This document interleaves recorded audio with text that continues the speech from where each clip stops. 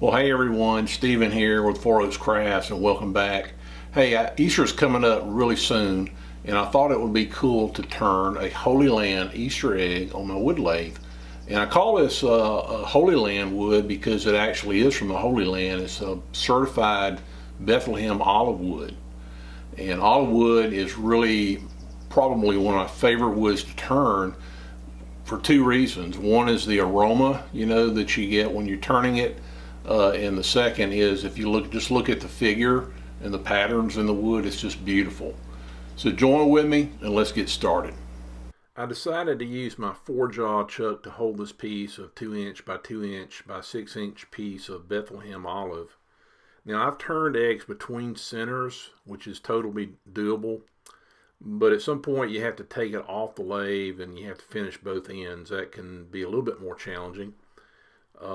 However, with the 4-jaw chuck, I can at least finish one side of the egg on the lathe and easily part the egg off the lathe. Okay, after I've secured the block in the chuck, I bring the tailstock up to the other end with that live center just to give the wood a little more support while I'm turning. In a few minutes I'll take the tailstock away to finish the end of the egg. My first step is to turn the wooden block into a cylinder, and to do that I use my 3/4 inch roughing gouge. My lathe is set to 1800 RPMs, which seems to work fine for these small pieces.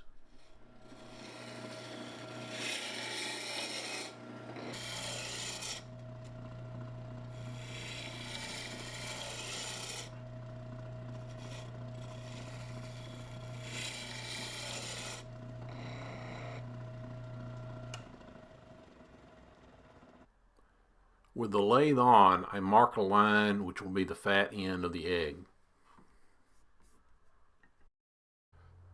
Then I measure over 2½ inches to define the narrow end of the egg.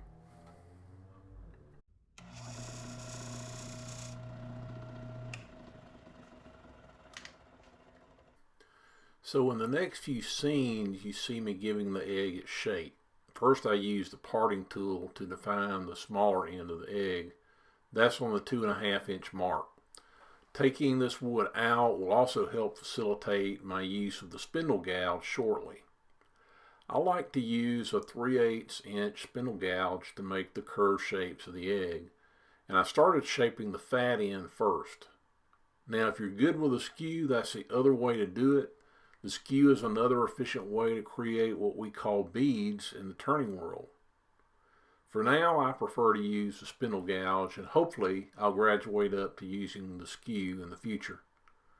With the spindle gouge, you just need to make sure to keep the bevel moving around to create the curved shape. To do that, you have to rotate and pivot the spindle gouge as you slice through the wood. Otherwise, you'll experience a catch and the tool will race back on the egg and create some unwanted cuts.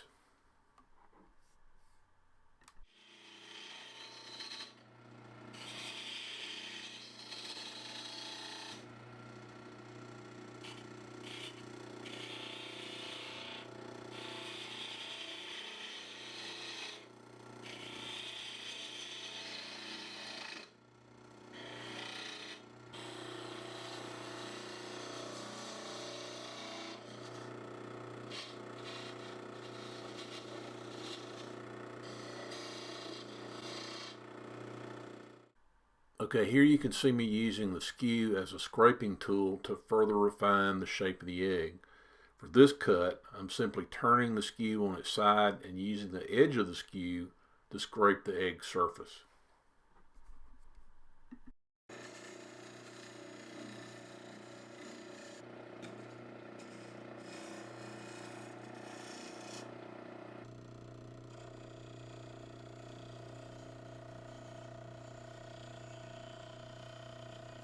Now I've moved the tailstock back and gotten it out of the way, and I'll start to finish the fat end of the egg with the spindle gouge.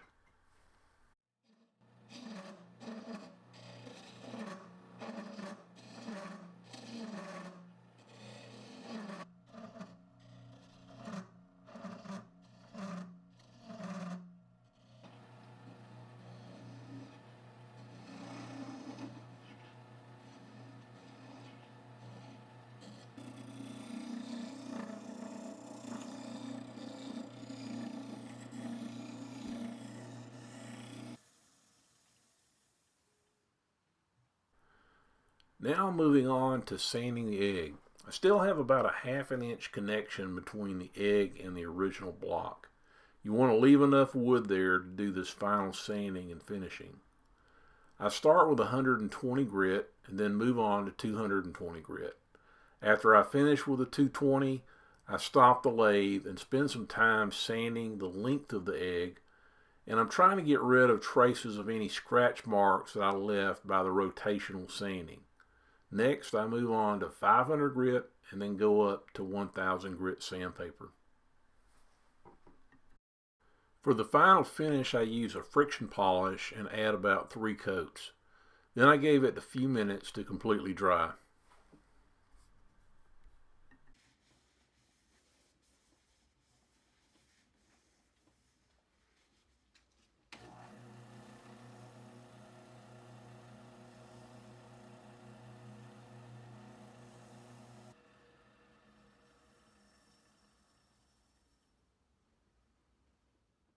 I want to be very careful parting the egg off the lathe. To do this, I bring in a detailed spindle gouge to part the egg off cleanly. Again, if you're good with a skew, you can use a skew to make a clean parting cut, or a thin parting tool.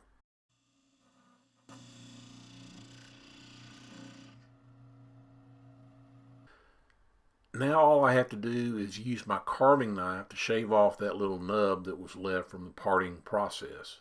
Then I'll use my sandpaper to sand that end off.